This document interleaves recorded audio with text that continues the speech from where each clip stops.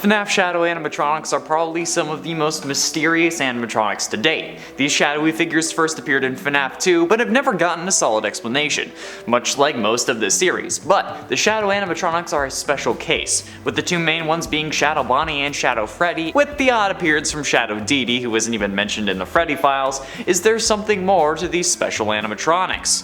3 theories that may explain them is what we're exploring today. Greetings gamers and welcome back to Top 10 Gaming. I'm Connor Monroe and this is What are the FNAF Shadow Animatronics? Let's do it. Theory number 1, Springlock Victims. One of the oldest theories is that the Shadow Animatronics are the first Springlock victim. This comes to us after the FNAF 3 phone guy dialogue that mentioned multiple and simultaneous Springlock failures, which some interpreted as multiple suits failing at once, since the term Springlock in this situation is used to describe the suit as a whole and the individual Springlock mechanisms that are present within the suit. So the line of multiple and simultaneous Springlock failures could mean multiple of the Springlocks inside the suit failing at the same time, or more than one suit failing at the same time. This led some to theorize that previous employees were killed in the Springlock suits, and that's where the Shadow Animatronics come from. This is supported by the fact that these shadows are of Freddy and Bonnie, the two animatronics that have Springlock versions. However, there are multiple holes in this theory. Firstly, the design of the Shadow Animatronics is not like the Springlock suits. Shadow Bonnie is very much modeled after Toy Bonnie, and Freddy is more like Freddy or Golden Freddy from FNAF 1, and not like the Fredbear we see in FNAF 4. Of course, this could be explained away by the fact that these games wouldn't come until later, meaning that Scott had no way of knowing the design of these characters ahead of time, but with later appearances of these characters, particularly Shadow Bonnie, they share the same design as they originally did. Even in FNAF AR, Shadow Bonnie still looks like Toy Bonnie. Secondly, using the same logic that the characters weren't introduced yet, neither were the Springlock suits. The Springlock suits weren't mentioned until FNAF 3 when Springtrap was introduced, so if these were planned on being Springlock suit victims, wouldn't Scott have mentioned those kinds of suits in the game where those animatronics were added? I mean, it would at least, to me, make sense. The only mention we might get of a Springlock suit in FNAF 2 is when Phone Guy says someone used one of the suits, a yellow one.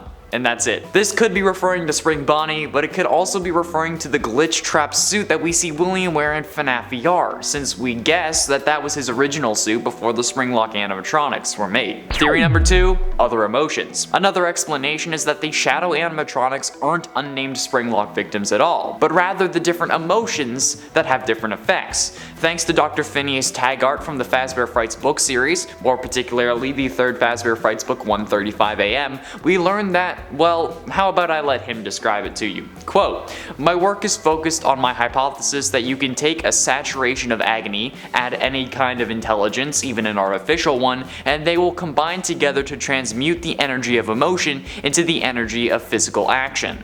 This, I believe, is what explains what people call haunted objects." End quote. This would also go for the haunted animatronics we deal with throughout the series, so we know that agony is the most powerful emotion, radiating further than any other one, but we don't know about what the others can do. Anger, sadness, happiness, we don't know what sorts of effects these emotions can have, and Phineas doesn't really live long enough to investigate, since after proving his theory correct and making the Stitch Wraith, he instantly gets killed by it. So how are we supposed to find out what other emotions can do? It seems impossible. And while it may sound far-fetched to assume that these are some other emotions like anger or sadness, think about what these characters look like. Freddy's animatronics, so they must have had some form of connection with the company, right?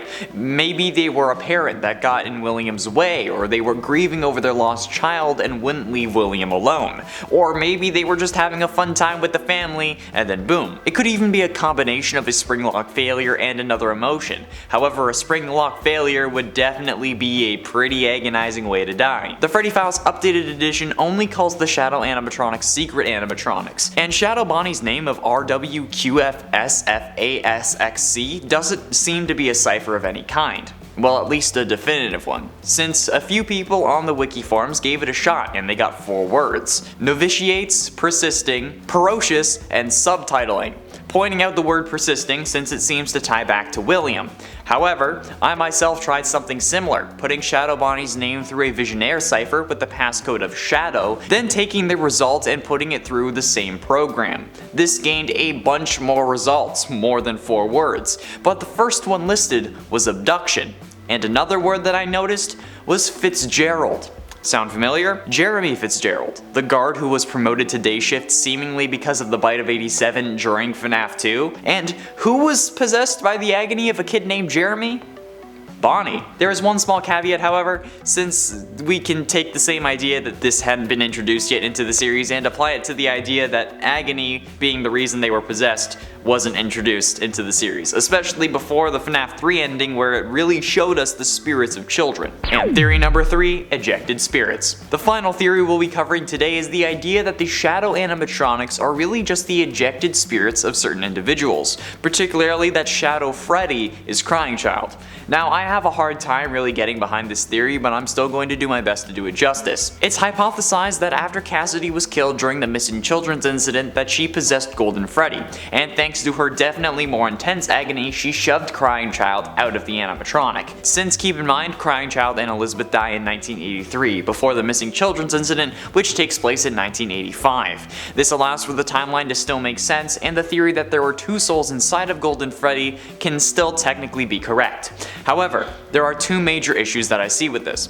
First of all, how would Crying Child manage to possess Golden Freddy? From the way this series seems to work, while yes, agony will reach out further from the body than any other emotion, the thing that you're going to possess still needs to be in the vicinity. You can't typically possess something that's far away.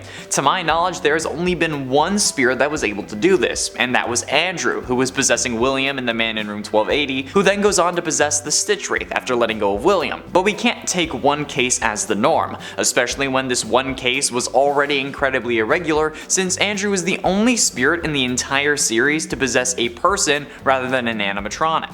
So it's incredibly foolish to assume that the way it works for him is the way it works for every other spirit in the series.